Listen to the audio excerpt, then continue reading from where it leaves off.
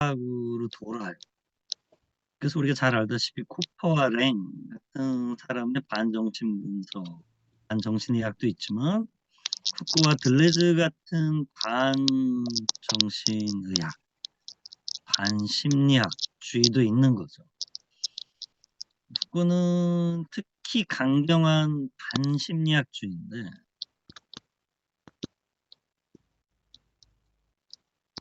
제가 쓴 광기역사 해설서를 보면 뭐 잘 설명이 되어 있는데요. 복잡하죠. 근데 핵심은 심리학은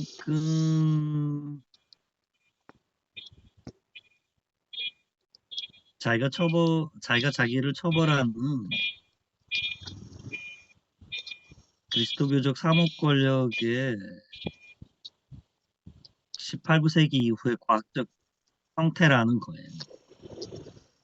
그래서 심리학을 공부하면 할수록 자기가 문제가 있어서 자기를 바꿔야 되는 것처럼 자기 개조의 의지가 발생하게 되고 잘못된 사회를 번역하는 게 아니라 적응하는 방식으로 문제를 잘못 해결하기 때문에 문제가 있다는 거죠. 가장 문제는 심리학자들이 절대 자기 심리를 분석하지 않는다. 심리학자들은 모든 사람들의 심리를 제 멋대로 분석하는데 자기들은 왜 그런 행동을 하는지를 절대 분석하지 않는다는 거예요. 그러니까 쉽게 얘기하면 부르디에가 자기가 사회학자인데 사회학자는 하늘에서 떨어진 인간이 아니라 특정 계층에 속한 인간이기 때문에 사회학자들의 사회학을 수행해야 돼요. 근데 정신분석가들의 정신분석학은 어떤 정신분석가도 수행하지 않아요. 근데 이런 걸 잘 알고 있는 락강은 그래서 이렇게 얘기하는 거죠. 정신분석은 과학도 아니고 의학도 아니고 심지어 치료술도 아니다. 정신분석은 뭐냐? 레토리카다. 세계를 다르게 바라보는 수사학. 근데 서울대학교 김현 교수가 이런 논문 썼단 말이에요. 레토리카는 수사학입니다. 그 수사학이란 말은 일본 말이에요. 그러니까 아리스토텔레스는 수사학이란 말을 들은 적이 없잖아요. 자기가 죽은 지 2300년 후에 일본 사람들이 번역한 한문을 어떻게 알겠어요. 제가 민속학에 대해서도 안동대 민속학 연구소에 가서 그런 것을 할 자격이 되지 않는데 감사하게도 뭐라 그러지 기조 강연 같은 걸 맡겨주셔가지고 민속학의 문제를 외부자가 이렇게 바라보면 어떻게 되는가 하는 그 관점을 한번 보여다오 해가지고 전에 진태원 선생님 갔다 와고 그다음에 제가 가서 발표했는데 민속학이라는 단어가 그러니까 헤르더가 폴크스쿤다 라는 단어를 만들었고 그게 폴클로라는 영어로 판치됐고 그 일본 사람들이 민전학, 토속학, 민속학 등의 후보를 거쳐서 민속학으로 확정됐더라고요. 근데 한국의 옛날 학자분들이 그게 삼국사기의 민속이라는 단어가 나온다는 거예요. 근데 그건 진짜 무의미한 일이죠. 만약에 일본 사람들이 민전학이라고 번역했으면 그게 삼국사기에 안 나올 거란 말이죠. 그 완전 아나크로니크하게 시대착오를 범하는 거예요. 그러니까 두 가지를 물어야죠. 폴클로어는 민속학입니다. 두 번째, 폴클로어라고 혹은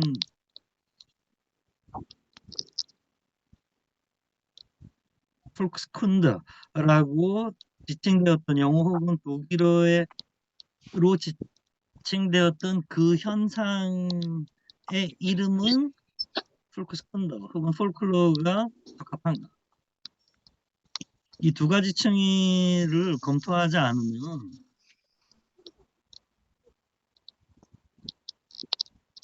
입센에 개를 데리고 다니는 여인인가? 거기에 보면 그 말이 나와요. 그 화자 중에 한 명이 이렇게 얘기해요. 그리스나 로마 사람이 얘기했다고 해서 다 맞는 게 아니야. 그 말을 하거든요. 그런 관점으로 봐야죠. 그러니까 전체를 다 재해석해. 여하튼 그러니까 후쿠가 제가 생각할 때 특히 중요한 부분은 자기가 쓴 책보다 이 콜레지 프랑스 강의록이 더 오래 남지 않을까 하는 생각이 드는데, 왜냐면 여기 무궁무진한 해석의 가능성이 담겨 있거든요. 뭐 훌륭한 학자가 많지만 후쿠도 훌륭한 학자니까.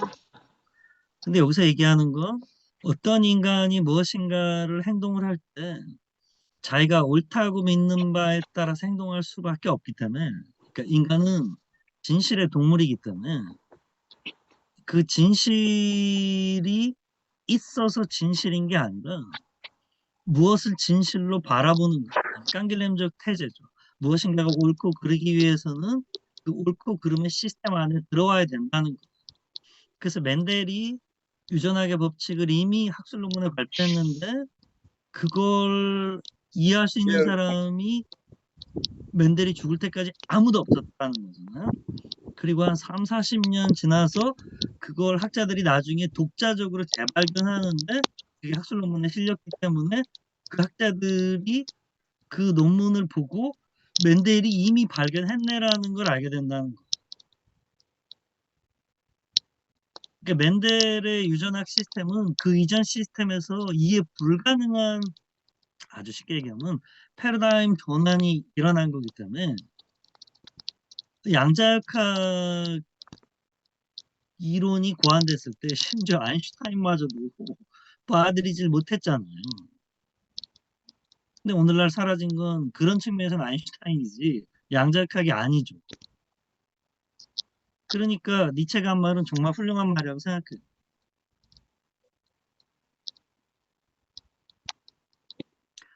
부분적으로 오해받고 있을 땐 설명을 해야 되는데 총체적으로 오해받고 있을 때는 설명을 할 필요가 없다. 시간 낭비. 그게 안 된다. 똑같은 말을 하는 거죠. 네가 무엇인가를 했는데 사람들이 이해하거나 칭찬하거나 혹은 비난을 한다면 너는 새로운 일을 한 게 아니다. 왜냐하면 이게 정확히 깡길렘이 얘기한 옳고 그름 이전에 옳고 그름의 대상이 될 수 있는 시스템 안에 포착됐기 때문에. 그러니까 너는 새로운 일을 한다고 했지만 그 일은 사실은 네가 낡은 것으로 치부하는 그 시스템의 인식론적 장이 같다고. 그러니까 이해하고 칭찬하고 비난을 받는다는 거예요.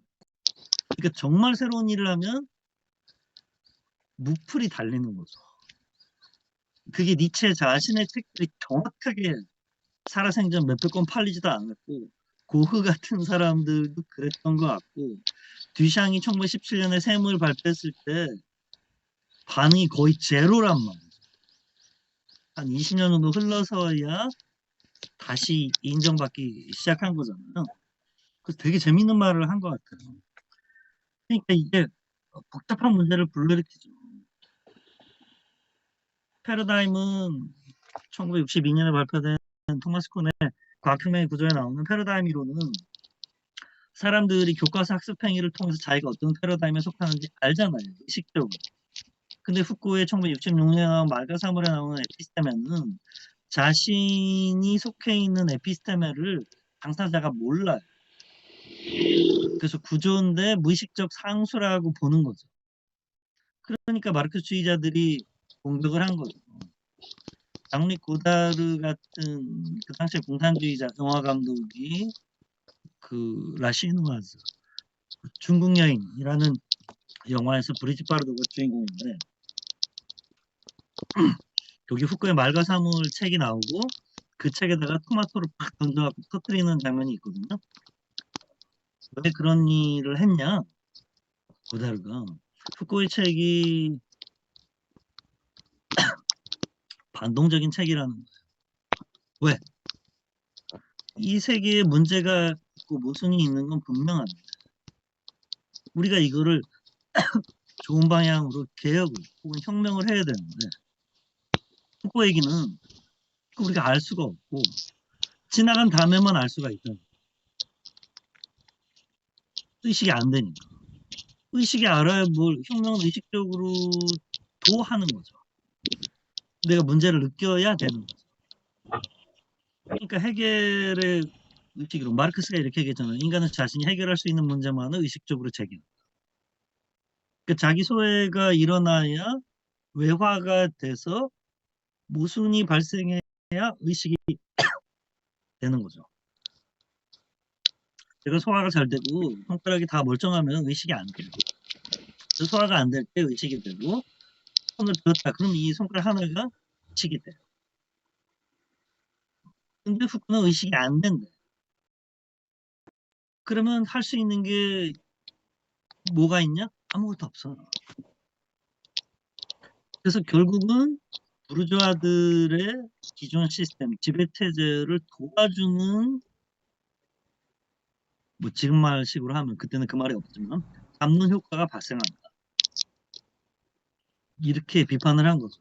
그거는 그쪽 입장에서 볼 때 설득력이 있고 후쿠도 이런 비판을 하도 많이 받아서 구조주의에서 결국 탈피해서 1970년에 담론의 질서에서 니체주의적으로 완전 턴을 한 게 아닌가 그런 생각이 들어요.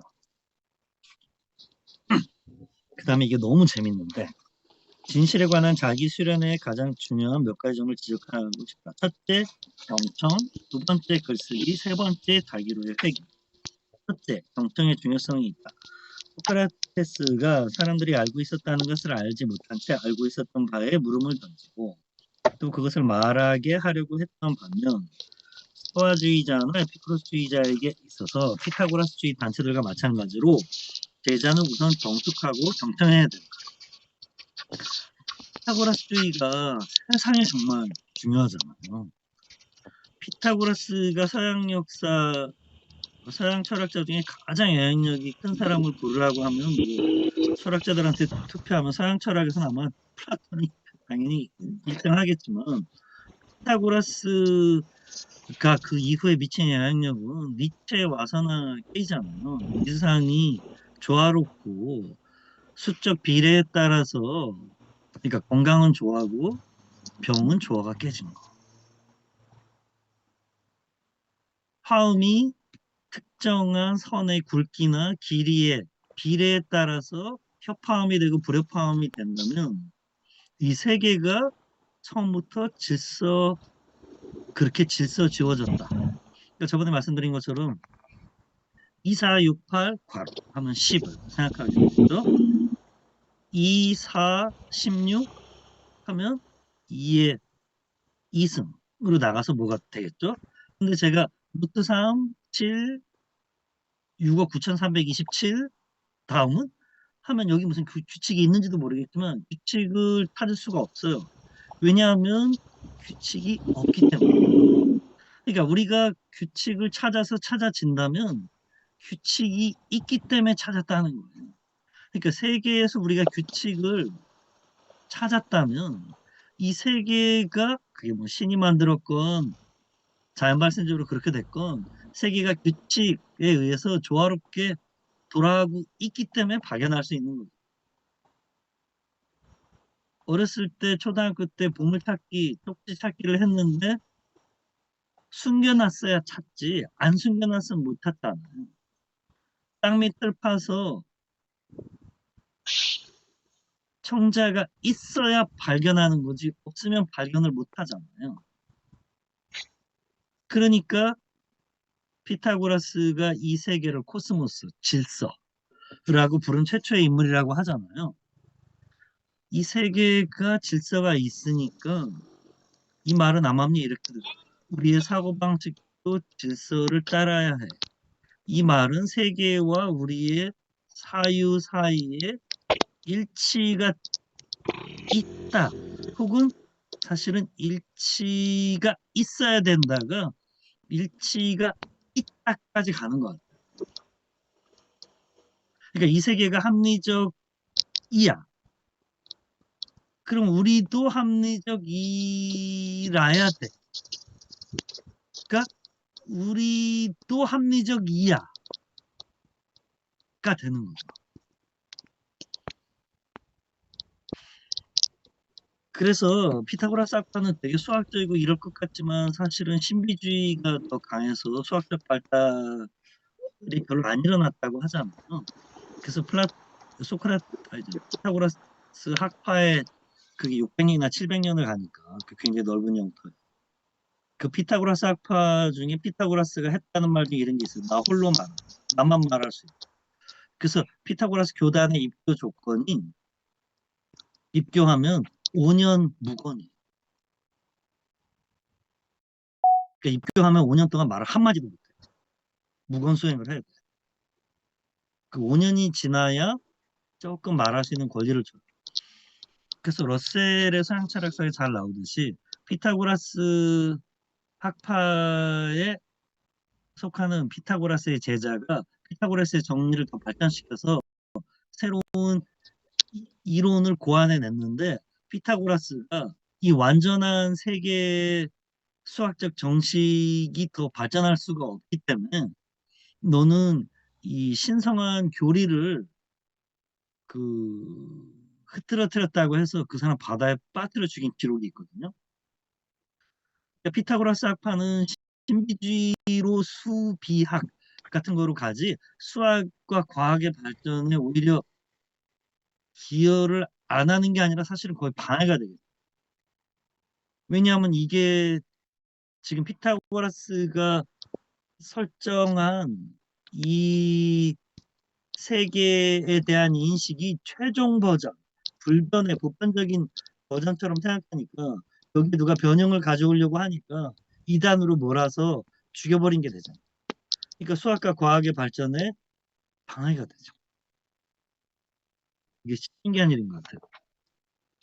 플루타르코스는 알렉산드리아의 필론에게서 적절한 경청의 규칙, 취해야 하는 신체적 태도, 주의를 기울이는 방식, 말해진 말을 유념하는 방식을 발견할 수 있다. 두 번째, 글쓰기의 중요성이 있다. 이 시대에는 독서 대화, 전해 듣거나 자기 자신이 직접 하는 성찰을 메모하고 또 이따금씩 그 내용을 재활성화시키기 위해 재독서되어야 하는 중요한 주제들에 대한 여러 종류의 일지들을 그리스인들은 이것을 휘폼네마타라고 불렀는데 기록하는 개인적 글쓰기라 지칭되는 수련이 있었다. 그러니까 일단 경청을 해야 되고 또 그거를 1일 3성인데 단순히 생각만 하는 게 아니라 글로 쓰는 거예요. 세 번째, 배운 바를 기억한다는 의미에서 다기로의 회귀. 불어책 481페이지인데 흐뜨 슈익스와 return on the self예요. 자기로의 회귀가 또한 중요하다. 이것이 마르쿠스 아우렐리우스가 사용하는 아나코레시스 에이스 해 아우텀이 갖는 정확하고 기술, 테크니컬한 의미. 요건은 자기 자신으로 돌아가 거기에 놓아둔 부를 점검하기. 인간은 이따금씩 다시 읽는 일종의 태그를 자기 자신 안에 갖춰야 합니다. 이는 예이츠가 연구한 기억 기술의 실천에 해당된다. 따라서 여기에서는 진실과 주체를 연결시키는 것을 목표로 하는 일본의 기술이 있다. 테크닉. 하지만 주체 내에서 진실을 발견한다. 플라톤처럼 영혼을 본질과 유사성에 의해서든지 기원의 권리를 통해서 진실이 거주하는 장소로 만드는 게 문제시되는 것이 아니다. 관건이 아니라는 걸 잘 이해할 필요가 있다. 영혼을 참된 담론의 대상이 되게 하는 것도 문제가 아니다. 이는 주체 해석학과는 아직 대단히 거리가 멀다. 그럼 뭐냐? 정반대로 주체가 모르고 있었고 또 주체 내에 거주하지도 않던 진실로 주체를 무장시키는 것. 그 진실의 아까 뭐죠? 내면화, 자기화. 그러니까 플라톤적인 고전적인 재발견이 아니라 자기화, 내면화. 그러니까 이거는 플라톤은 학습, 철학이 관건이었다면 이건 분명히 수양학처럼 보여요. 그렇죠? 수신, 수혼, 수심의 문제처럼 보이는 거죠. 학습되고 기억되면 점진적으로 적용된 진실을 우리 자신 내에서 지고하게 군림하고 있는 유사주체로 만드는 것이 관건이다. 깨지 수제. 그래서 여기에 관련된 책이 3권이 있어요. 이거 심상한 선생님이 동력에서 그 미셸 푸코 미공개 선집이라는 걸 그 번역을 하고 계신데, 여기 파레시아라는 건 자기 목숨이 위험할 때도 자기 안위를 그 따지지 않고 진실을 말하는 거예요. 그게 이제 담론과 진실과 파레시아라는 두 개가 묶여서 나와 있어요. 이건 옛날에 제가 강독을 했고, 이 미셸 푸코 미공개 선집 2권이었고, 1권이 이제 비판이란 무엇인가 자기 수양이고, 2권이 자기 해석하기의 기원이에요. 이 책하고 상당히 관련이 있죠. 그래서 이것도 강독을 제가 좀 해보려고 하는데, 지금 제가 또 꽂히는 건 이 4권이 나왔단 말이에요. 자기 자신에 대한 진실을 말하기. 그래서 Dear Bless Your Woman. 그래서 그러니까 이게 이 세 개가 다 연결돼 있어요. 근데 파레시아 강독할 때도 얘기했지만, 한국에서 예를 들어서 내가 조직의 구성원이야, 연구소의 연구원이야, 혹은 학과의 교수 중에 한 명이야. 근데 우리 과 혹은 우리 학교 혹은 우리 연구소에 문제가 있다는 걸 알게 됐어. 비리가 확실한 사실이야. 그때 파르에시아는 자기 자신의 개인적 안위에 대한 위험에도 불구하고 진실을 말하.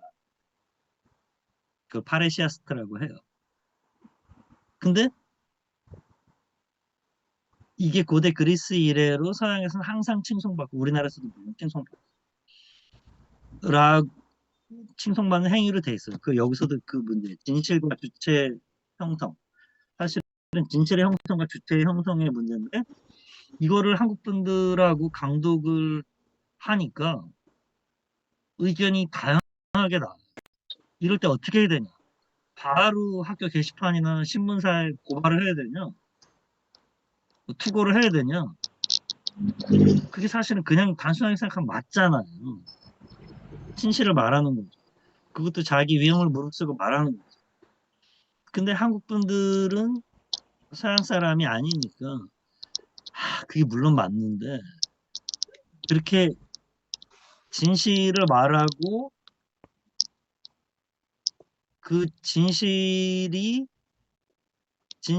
발화되고 공적으로 모든 사람이 알게 됨으로써 그 진실을 뒤덮은 거짓 혹은 그 시스템이 혁파되는 게 아니라 이 사람만 공표태가 되거나 잘릴 위험이 되게 높다는 거예요. 그래서 이게 뭐 서양도 마찬가지겠지만, 그래서 이렇게 됐을 때 뭐 보신주의를 꼭 말하는 게 아니라, 이렇게 됐을 때 어떻게 해야 제대로 잘 말하는 거고, 제대로 잘 말하면서 그 시스템도 개혁 혹은 그 비리를 삭제할 수 있을까에 대한 방법론이 서양처럼 단순히, 거기도 뭐 그렇게 꼭 그렇지는 않은데, 왜냐하면 이게 합리성의 문제라면 얘기하면 그렇구나, 그 잘못됐네, 그 사람들 나쁜 놈이네 하는 식이 될지는 모르지만, 그게 실제로 바뀌는 건 또 다른 문제라는 거예요. 제도의 문제고 권력의 문제고 현실의 문제니까. 이때 어떻게 처신하는 게 좋으냐? 한국에서 그냥 내가 진실을 안다고 진실을 얘기하면, 사실 뭐 돈키호테는 그런 책을 읽어보면 그런 사람 아니고 진실하고 훌륭한 사람인데, 한국에서 담론적으로 쓰이는 돈키호테는 좀 분위기 파악 못하고 뭔가 소영웅주의에 사로잡힌, 하여튼 되게 부정적인 의미로 쓰이는데, 부정적인 의미가 아니라도 동기는 훌륭했는지 몰라도 자기가 원하는 결과를 얻기가 되게 힘들 거다, 이런 말을 거의 대부분의 한국 분들이 하는 거예요. 이게 세대차도 좀 있어요. 위로 갈수록 이 여러 가지 고려해야 될 게 많다. 근데 아래로 가도 반 이상은 무조건 얘기한다고 다 되는 건 아니다. 근데 그럼에도 불구하고 얘기해야 되지 않겠냐? 얘기하는 게 맞잖아, 옳잖아. 이거 세상 복잡한 문제거든요. 그래서 그 문제를 다루는데, 서양 사람인 푸코는 그리스의 예를 들어서 이야기를 하는데 한국 사람인 혹은 한국 분들인 여러분들이 읽으면 이게 이야기하면 끝나는 거로, 그러니까 소크라테스가 무지에서 자기가 뭘 모르는지 모르는 사람들한테 진실을 얘기해 주고 그 진실을 못 받아들이면 그 사람들이 물론 잘못하는 건데 소크라테스와 예수가 똑같이 자기가 사랑해서 구원해 주려고 하는 사람들에게 죽임을 당하잖아요. 근데 이게 과연 바람직한가? 근데 이런 이야기를 하는 것 자체가 이미 자기 합리화의 교묘한 어떤 또 다른 방식의 자기 합리화는 아닌가? 근데 이야기하는 사람이 진실을 얘기해서 되게 훌륭하게 칭송받는 경우도 있지만 그만큼이나 그 이야기하는 사람만 이상하게 되는, 불이익을 받는 경우가 없다고는 절대 말할 수 없죠. 사실은 오히려 더 많다고 말하는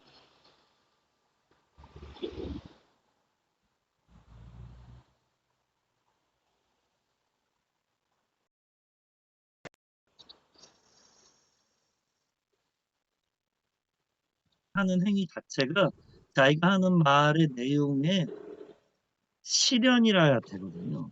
근데 이게 원래 뜻은 분명히 그게 아닌데 담론 효과나 실천 효과가 자격이 있냐 담론으로 좀 가요. 근데 미셸 후보가 말했듯이 자격 부여 담론은 자격 박탈 담론이라서 누군가가 진실을 말했을 때, 진짜 진실을 말했을 때 그 진실을 말하는 그 상황도 적절해야 되고 그런 말을 할 만한 자격도 있는 사람이 얘기해도 될까 말까인데 이게 그게 충족되지 않은 한도 내에서 진실을 무조건 얘기하면 그 말한 사람은 엄청난 불이익을 보고 이상하게 끝난다는 거예요. 이거는 여러분들하고 같이 토론해 볼 만한 주제인데 우리 수업은 토론도 해도 되는 건가? 모르겠네요. 네. 한 챕터가 끝났고 한 시간 정도 할것 같아요.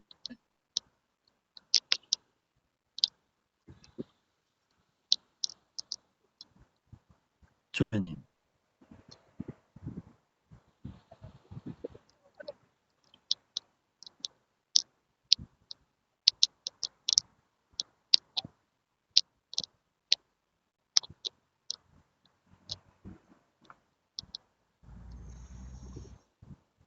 저에게 고정된 영상을 제거하고, 그러니까 이게 사실 뭐 정답은 없고 하지만 진실은 무조건 말해야 된다. 그러니까 후보가 여러 가지 조건을 다. 그러니까 사실은 진실을 말하는 게 아니라 자기가 진실이라고 믿는 걸 말하는 거예요. 왜냐하면 후보는 철학자고 니체주의자이기 때문에 내가 믿는 진실과 진실 그 자체가 일치한다는 건 순진한 생각인데 거기에 어떤 일정한 사실들의 특정 결합은 있고 진실이라고 부를 수도 있잖아요. 그러니까 사태에 대한 나의 해석을 진실과 등치시키고 진실을 말한다고 하는데 그건 네 진실인데 그 진실이 아닌 건 아니고 진실 맞는데 무한계의 진실이 있는데 진실의 네 버전을 말하는 거예요. 근데 그렇다고 해서 진실이 아예 없거나 아무렇게나 얘기해도 되는 건 아니죠. 우리가 박종철 군 치사 사건 같은 거에서 그분들이 진실을 얘기해서 그걸 처음에 쪽지로 바깥에 내보낸 그분은 되게 비참한 삶을 살았잖아요. 그 다큐멘터리가 있잖아요. 그러니까 이게 보통 복잡한 문제가 아니에요. 그러니까 어떻게 해야 될까? 진실을. 그래서 미시프가 이 자기 자신에 대한 진실 말하기 위해서 또 이야기하는 건 이런 게 있어요. 진실을 사람들이 듣고 싶어 하는가? 보통 안 듣고 싶어 하는데 진실을 말할 때도 조건이 있어요. 그러니까 사람들한테 진실을 말해 나에 대한 진실을 말해 달라고 누가 요청했다고 해 보세요. 그때 누가 저한테 진실을 말해 줘. 뭐 하여튼 자기가 생각하는 진실, 자기 의견을 진실하게 말해 줬다. 근데 제가 그거를 기분이 나쁘고 감당을 못할 수도 있잖아요. 괜찮아, 얘기해 봐라고 했는데 듣고 나니까 안 괜찮아. 그러니까 부장님이 얘기해요. 괜찮아요. 다 자유롭게 얘기하세요. 했는데 얘기하고 나서 생각하니까 기분 나쁘네. 다음에는 이렇게 나올 수도 얼마든지 있잖아요. 그리고 진실을 듣고 싶다면 일단 나에게 진실을 말해도 불이익이 너에게 가지 않는다는 확신을 상대한테 줘야 돼. 그래서 여러 가지를 고려하고 있어요. 미첼 후코가 이 책을 다루면서 이게 이거를 제 철학학교 회의면서 강독을 해보려고 하는데 일단 토론을 무지하게 해보려고 해요. 그래서 여러분 의견도 좀 궁금합니다. 진실을 그러니까 이거 공적 진실이죠. 공적 진실을 말하는 게 맞고 파레시아는 내가 그것으로 인해 불이익을 당하더라도 말해야 된다는 건데 맞죠? 누가 뭐라 그랬어? 근데 이게 그렇게 단순하지만은 않으니까 여러분 이런 이야기를 듣고 어떤 생각이 드세요? 네, 교수님. 제가 먼저 말씀드리도록 하겠습니다. 저는 그 박사과정에 있는 정연주라고 하고요. 학교나 뭐 이런 것들은 밝히지 않겠습니다. 지금 파렌시아를 하라고 해서. 네, 그 실천했던 사람 중에 한 사람으로서 제가 느낀 바는, 모두가 다 알고 있지만 말하지 않았던 진실에 대해서 제가 얘기한 순간 많은 불이익들이 있었고, 주변에서 어떻게 다독였냐면, 다 알고 있다. 선생님이 굳이 그렇게 얘기를 안 해도 다 알고 있고, 어, 학위만 따고 나가자. 뭐 이런 분위기여서 사실 이런 말씀조차 지금 조심스럽지만 제가 느낀 바로는 그 파렌시아를 실천하는 데 있어서 그 파렌시아의 대상이 아니라 저는 그 주변의 토양도 문제라고 저는 생각이 들고요. 그렇기 때문에 제가 그래서 근본적으로 봤을 때 파렌시아를 외쳤던 그 당사자보다 그 주변에 어떤 깔려있는 배경이랄지 그 대상자 제외한 그 배경들이 바뀌지 않기 때문에 팔렌시아가 안 되는 거 아닌가. 또 다른 전경을 좀 봤거든요. 그래서 오히려 그런 배경이나 전경들이 좀 바뀌면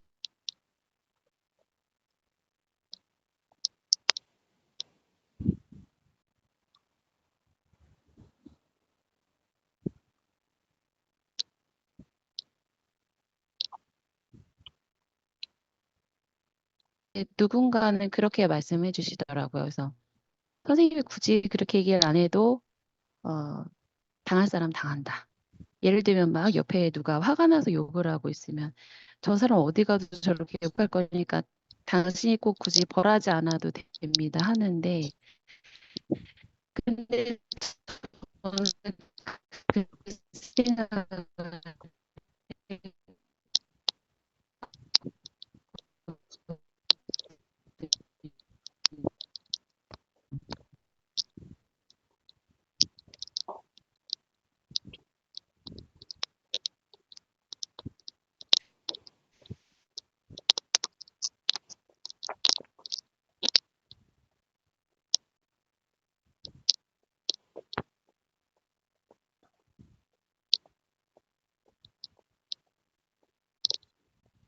누군가는 하고 누군가는 안 할 뿐이지. 그래서 저는 어쨌든 그 파렌시아를 실천한 대상보다 그 전경이 더 중요한 역할을 한다. 그렇게 생각이 됩니다. 말씀 잘 들었습니다. 파레시아가 참 복잡한 문제고 원리상으로는 너무나도 훌륭하고 옳은데 의도한 효과까지 발생시키기 위해서는 여기는 대한민국이니까 대한민국의 2024년 버전을 우리가 잘 다듬어야 그 효과까지도 발생하는 것 같아요. 그래서 지금 그 어렵고 귀한 말씀 잘 들었습니다. 또 다른 분 두서없이 이야기해 주세요. 몇 분만 더 들어보죠. 진실을 홍보하기 전에 이거 소리가 잘 안 들리는데요? 지금 노트북에 배터리가 부족해가지고 아이패드로 하다 보니까 목소리가 안 들려.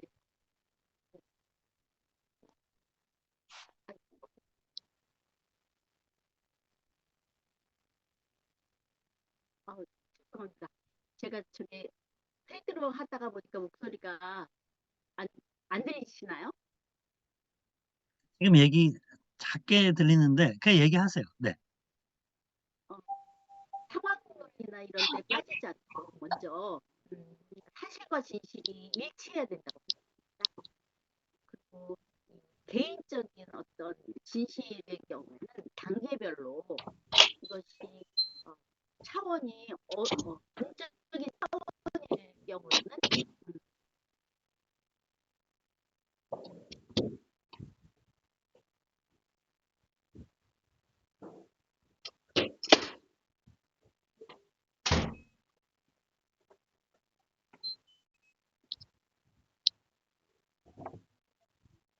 될 경우에 사회적으로 고립되거나 배신자로 취급받는 경우가 아직도 많잖아요.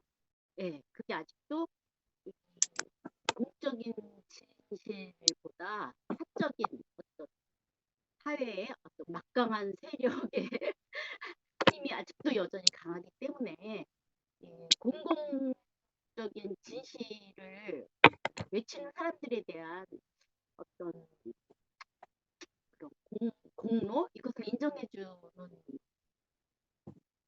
제도나 이런 것이 아직도 많이 미흡하기 때문에 조금씩 이 제도를 보완해 가면서 그런 사람들을 더 발전되기 위한 하나의 스텝 바이 스텝으로 나아가는 일이니까 그래야 되지 않나 생각이. 네, 말씀 잘 들었습니다. 또 몇 번 들려주시면. 손경현입니다. 지금 이걸 듣고 나니까 요새 텔레비전 드라마에서 지옥에서 온 판사라는 드라마가 있어요. 거기서는 그 판사가 이제 죽었다 살아나면서 이제 그런 과정이거든요. 그랬을 때 지금 앞 두 분 말씀하신 걸 들으면서 그러니까는 그 진실과 어떤 그런 그러니까 주어진 그 환경에서 개인에 대한 거기 손해냐 단체에 대한 손해냐를 좀 따져볼 필요가 있을 것 같아요. 그래서 개인에 대한 것이라면은 본인이 그러니까 어떻게 보면은 공공연한 비밀을 그러니까 요새는 내부 고발이라는 말로 쓰면서 다들 알고 있는데 입을 다물고 있는데 내가 혼자 그 개인적인 것서 그걸 감당할 능력이 있다라고 생각하면은 개인적으로는 얘기할 수도 있다고 보고요.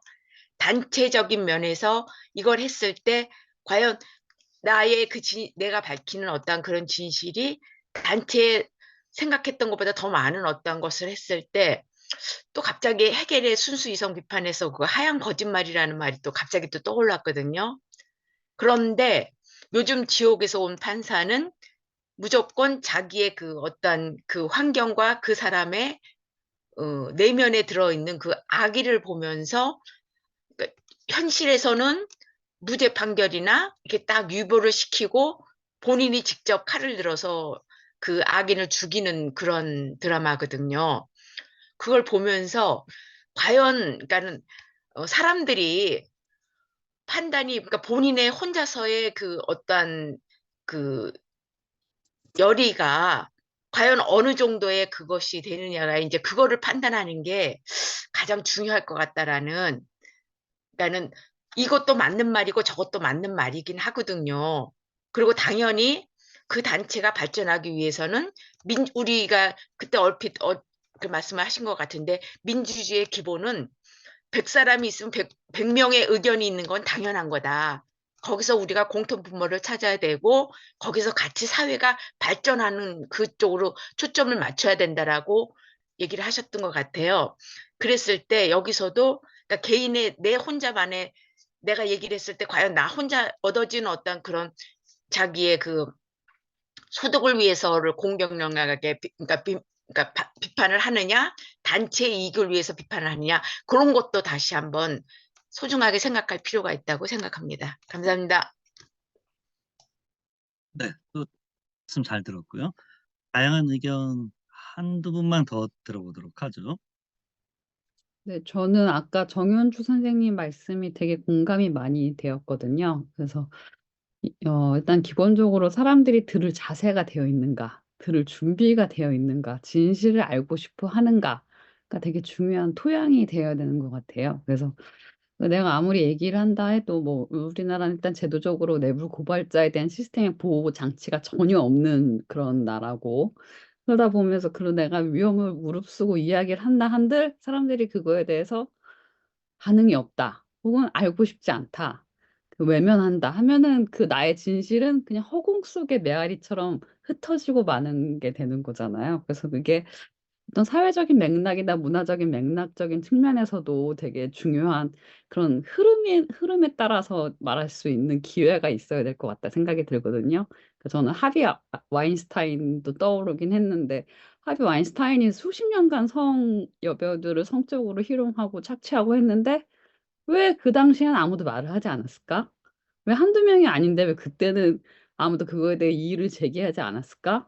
그렇다고 하비 와인스타인이 그 미투가 일어났을 당시 영향력이 전혀 없는 사람이었나? 그건 또 아니거든요. 그 당시에도 막강한 영향력을 행사하고 있던 시절이었는데, 누군가가 진실을 폭로했을 때 그때서는 이제 사람들이 이제 들을 자세가 됐던 거죠. 아, 이제 진실을 알고 싶다. 이제 나도 그거에 대한 그 미투와 성적인 문제, 하비 와인스타인에 대한 그런 스캔들에 대한 진실을 알고 싶다라는 사람들의 욕망이 강렬해지다 보니까 다른 사람들도 이제 순차적으로 미투를 계속 하다 보니 하비 와인스타인은 감옥에까지 가게 되고, 그 영화적인 시스템 내에서 성평등이라는 거에 문화에 대한 노력을 하겠다라는 그런 일종의 약간 좋은 쪽의 결과를 이루긴 하였기 때문에, 저는 그 문화적인 토양, 그 사람들을 들을 자세, 그다음에 그런 내부 고발자에 대한 시스템적인 보호, 그 세 가지가 맞물릴 때 이게 진실이 통할 수 있고 세상을 변형시킬 수 있지 않나 하는 생각을 잠깐 해보게 되었습니다. 네, 말씀 잘 들었습니다. 네. 한 분 정도만 지금 들어볼까요? 선생님 말씀 들으면서 제가 거기 한 가지를 얘기한다면, 그러면은 저희가 이제 이번에 국군의 날 그 행사를 했거든요. 저희가 어떻게 보면은 거기 일제 강점기에서 그것 한 것도 소수가 자기의 그 의견을 거기 그 사회에서는 절대 그러면 안 되면, 그럼 독립운동가는 누가 독립운동가가 되고 누가 거기 애국자가 되고 누가, 우리나라가 그러면 아직도 일제 그 시대 거기에 있을 수도 있다는 얘기죠. 그럼 자기의 이익을 따지는 것도 저도 100% 맞다고 보는데요. 과연 시대의 흐름에 있어서의 그거를 듣고 싶어 하는가 안 하는 거에만 초점을 또 맞춘다면은 거기서도 또 문제가 있을 것 같아요. 그러니까는 물론 항상 거기 이제 반대와 거기 이제 정반 합이 있긴 하지만은, 그것이 항상 저도 사회생활을 하면서도 느끼는 게 과연 어떤 그런 게 중요할까 아닐까를 더 따지는데, 그러니까 어느 쪽에 초점을 두는가는 개인의 문제잖아요. 그러니까는 그거는 개인 판단인데, 너무 개인 판단했을 때 그러면 그 애국자나 그런 사람들은 정말 원하지 않는 선택, 그죠? 다른 사람들이 봤을 때는. 그러니까 그런 것도 참, 그럼 누가 과연 나서서 비리를 그걸 할 거냐, 그것도 참 문제인 것 같다라는 개인적인 의견을 저도 많이 고민하고 있습니다. 감사합니다. 네, 한 분 정도만 더 들어볼까요? 저는 송경현 선생님 말씀에 그 개인의 판단과 뭐 사회적인 걸 다 개인이 생각을 하잖아요. 그런데 내가 얼만큼 감당할 수 있나, 그 부분도 좀 고려를 해봐야 될 것이 아닐까. 옳고 그름, 진실 이전에 내가 감당할 나의 역량은 어느 정도인가 라는 것도 좀 중요하게 봐야 될 부분일 것 같습니다. 좀 전에 말씀 잘 들었고요. 이나영 선생님 마이크 키셨었는데 얘기 안 하셔도 돼요. 제가 얘기를 한 거였어요. 개인의 감당할 수 있는 역량.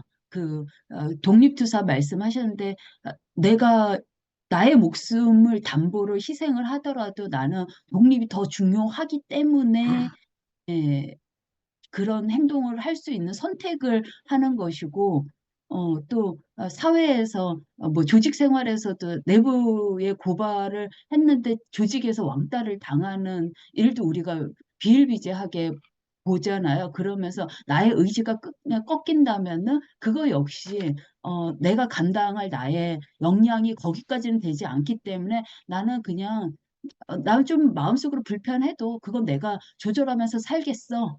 라는 것도 본인의 선택이지 않을까 싶습니다. 세상 복잡한 문제예요. 이게 제가 왜 토론하려고 했는지 아시겠죠? 왜냐하면 이게 불편한 진실이고,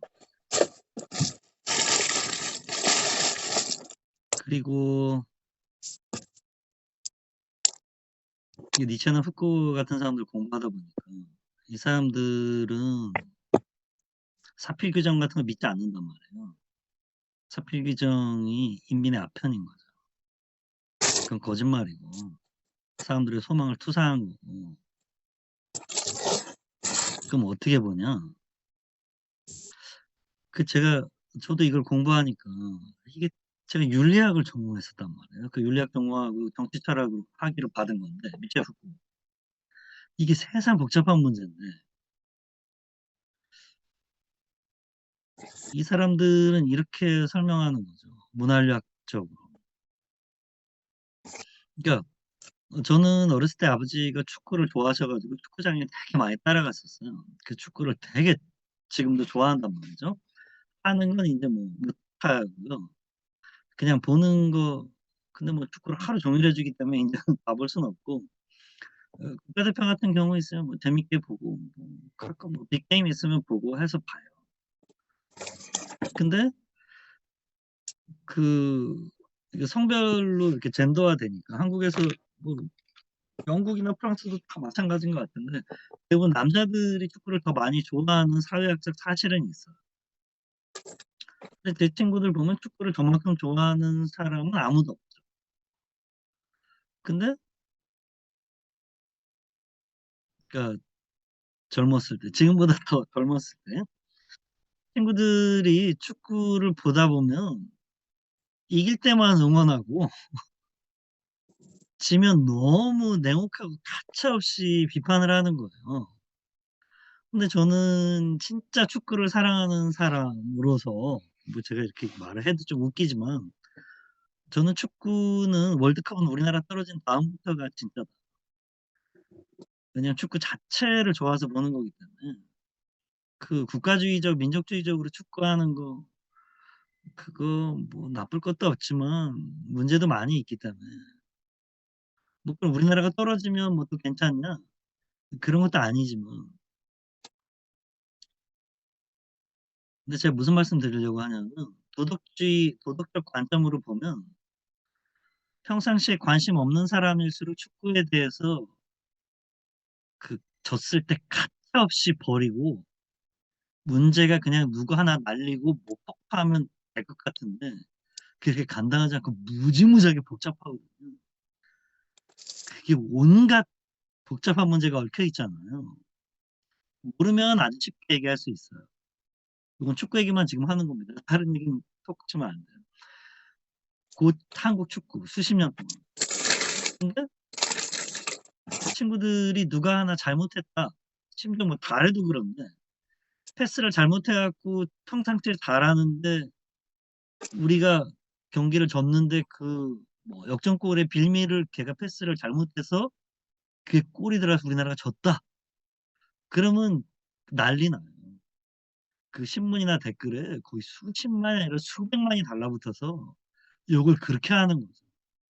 근데 저는 그 친구가 뭐 잘했다고 할 수 없지만 사람이니까 실수한 거고 잘하려다가 한 건데 거기 찾아가서 가족들 막 그런 데까지 막 찾아가서 욕을 하고 도덕적으로 볼 때 너무 그 문제가 있는 것 같아요. 도덕적으로 보면, 합리적으로 보면. 근데 문화인력적으로 보면 연예인들, 정치인들, 스포츠맨들이 우리 시대의 신들이고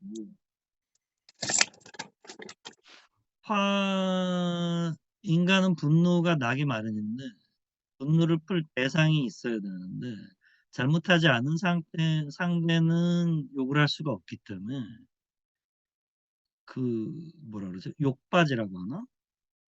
욕먹는 대상으로 니체가 고대 그리스의 신들이 우리를 데리고 놀았다. 화내는 대상으로 신을 무서워하면서도 화내는 대상으로 그 기능이 설정돼 있다고 하잖아요. 그래서 우리 시대의 연예인, 정치인, 스포츠맨들은 조금 잘못했을 때 다 뒤집어 쓰는 구조로 돼 있는 거예요. 왜? 그래야 사회가 돌아가는 스트레스 해소의 구조가 작동하기 때문에.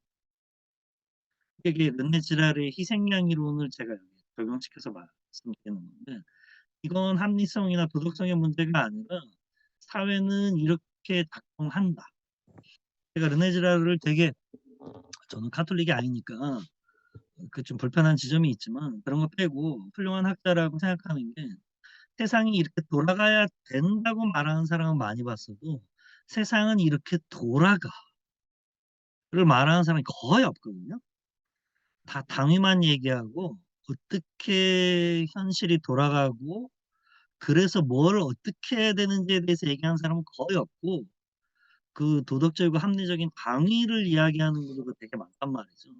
그 하지 말아야 된다는 게 아니라 저는 방법론에 더 관심이 있기 때문에 어떻게 원하는 효과가, 담론 효과, 실천 효과가 발생하는가를 살피는 게 이 사람들의 관심이잖아요. 그래서 이걸 공부하는 건데 합리성과 문화인력의 차이는 좀 전에 축구 선수가 잘못했을 때 욕을 하는 건 합리적이지도 않고 비합리적이고 사실은 부도덕한 일이고 근데 진짜 재밌는 건 정치인과 스포츠맨들은 그렇게 욕을 먹어도 자살을 하지 않는데 연예인들만 자살하는 구조로 돼 있다는 거예요. 이게 뭔가 문화인력적 차이가 거기에 발생하는 건데 이것도 정말 HK 사업을 통해서 연구해야 될 문제라고 봅니다. 왜 이 특정 직업군에서만 자살이 발생하게 되는지. 그리고 자살한 정치인들은 보통 사람들보다 대부분 더 깨끗한 사람들이 자살을 하지 보통 평균보다. 진짜 특이한 현상이 발생한단 말이죠. 근데 문화인력과 철학, 합리성, 도덕성의 차이는 이런 거죠. 그 레비스트로스나 혹은 막셀 그 증여론 같은 책을 보면 줘야 될 의무, 받아야 될 의무, 감사를 표시해야 될 의무 이 세 가지 의무가 있다는 거예요. 이게 포틀라치 같은 거 얘기할 때 이렇게 얘기하잖아요. 근데 그게 이렇게 되는 거죠. 어떤 며느리와 같이 사는 시어머니가 있어요. 근데 물론 용돈은 뭐 며느리나 아들 부부가 줘. 근데 이제 며느리가 잘해주니까 감사하기도 하고 자존심도 체면도 좀 살리고 싶어서 이렇게 용돈을 모았다가 그 며느리 생일날 시어머니가 이렇게 얘기한다고 해보세요. 예, 너 보니까 장갑이 없는데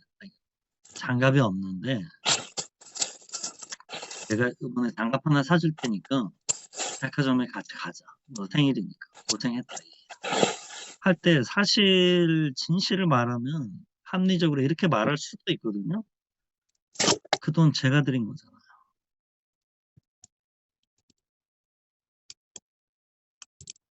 그리고 저는 장갑이 있기 때문에 필요가 없어요. 괜찮습니다. 마음은 너무 감사한데 마음만 받을게요.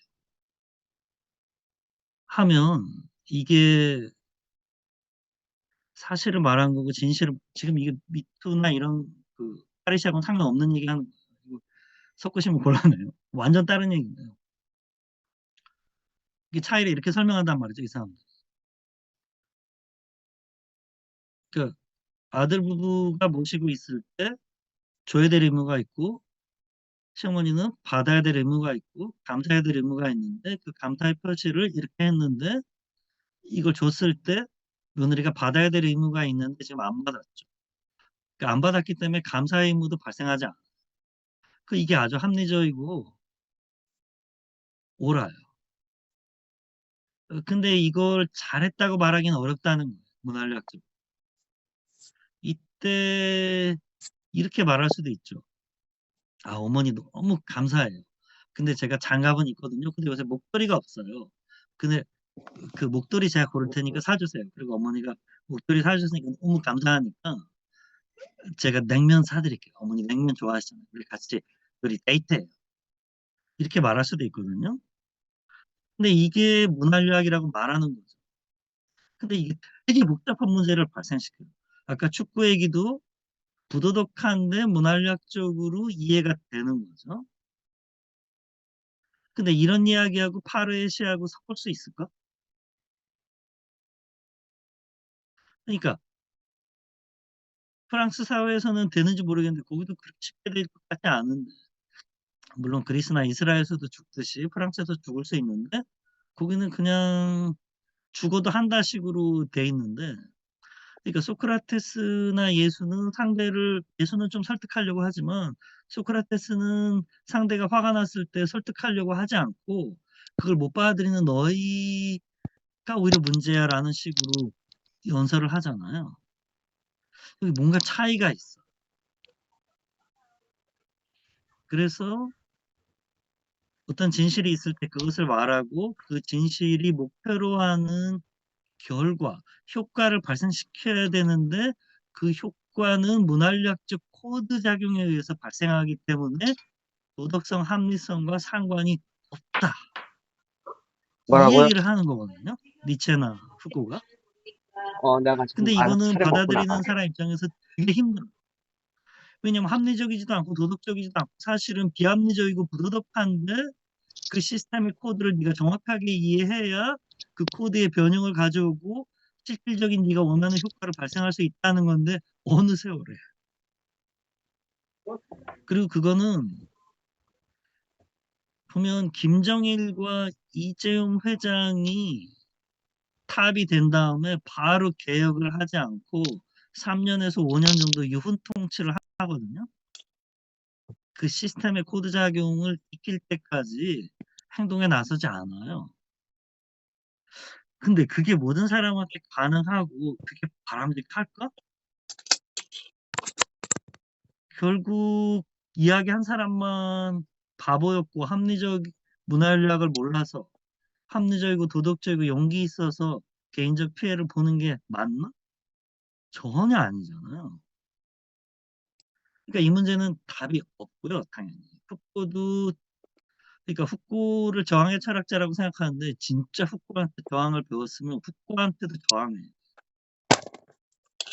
그리고 후코는 그러니까 지금 이야기 구조를 보면 파르에시아 이야기할 때 자기가 파르에시아를 할 것인가 아닌가에 보통 사람들이 초점을 맞춰서 이야기를 하는데 파르에시아가 일어났을 때 내가 어떻게 했는가에 대한 얘기를 해야 되는데 사람들이 그 얘기를 하잖아.